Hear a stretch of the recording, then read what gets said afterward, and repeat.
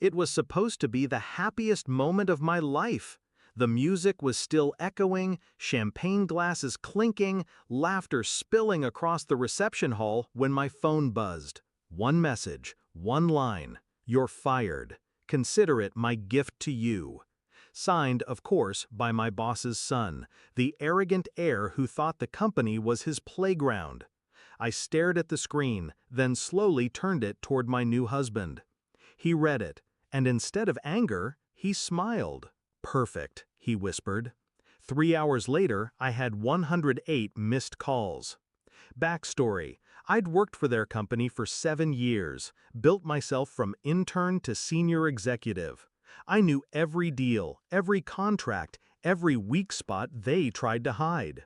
The son, my boss now, was nothing more than a spoiled shadow. He wore designer suits but couldn't read a balance sheet. His father built an empire. He was dismantling it, brick by brick. Still I stayed. For the paycheck, for stability, for the promise that hard work might eventually be recognized. But recognition never came. Instead, I got that text. On my wedding day. That was his mistake. Discovery of betrayal. The signs had been there. Meetings rescheduled without me. Clients suddenly reassigned. Projects I spearheaded credited to someone else. And then the whispers. She's getting too comfortable. Maybe she doesn't know her place. I ignored them, smiled, kept my head down, until that text arrived, like a blade slid between my ribs. Only, I didn't bleed. I calculated. Shift in mindset.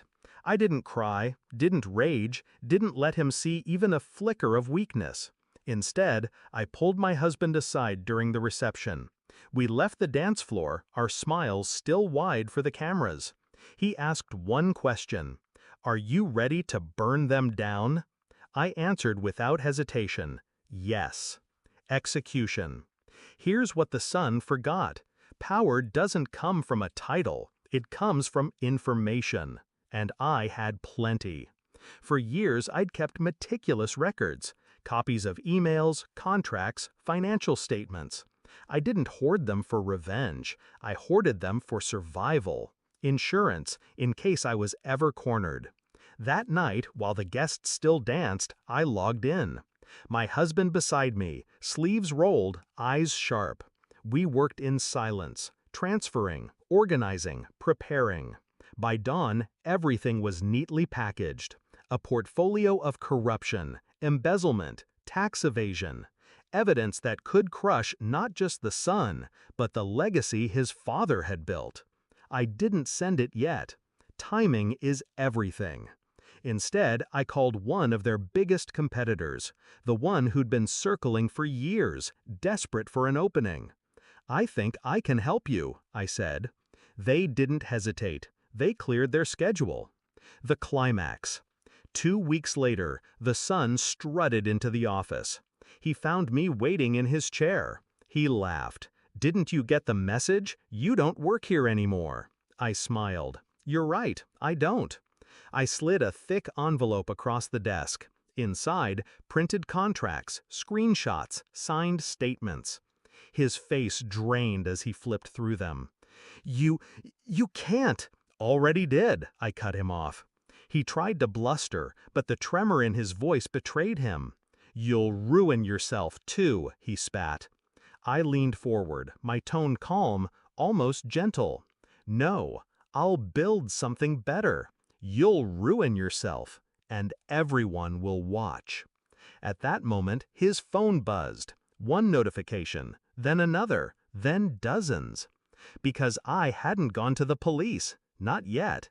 I'd gone to the board, the investors, the partners who'd already been uneasy about his reckless leadership. By the time he looked up at me, his empire was already slipping away. And I just stood, smoothed my dress, walked out without another word. Resolution. That night, my husband poured me a glass of wine.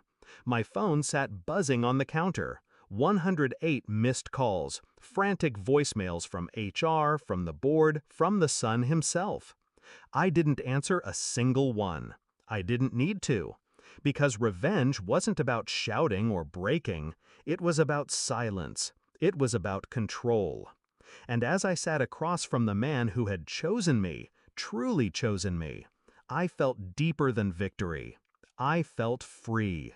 So when my husband raised his glass and said, "To new beginnings," I clinked mine against his and whispered back, "To endings they never saw coming."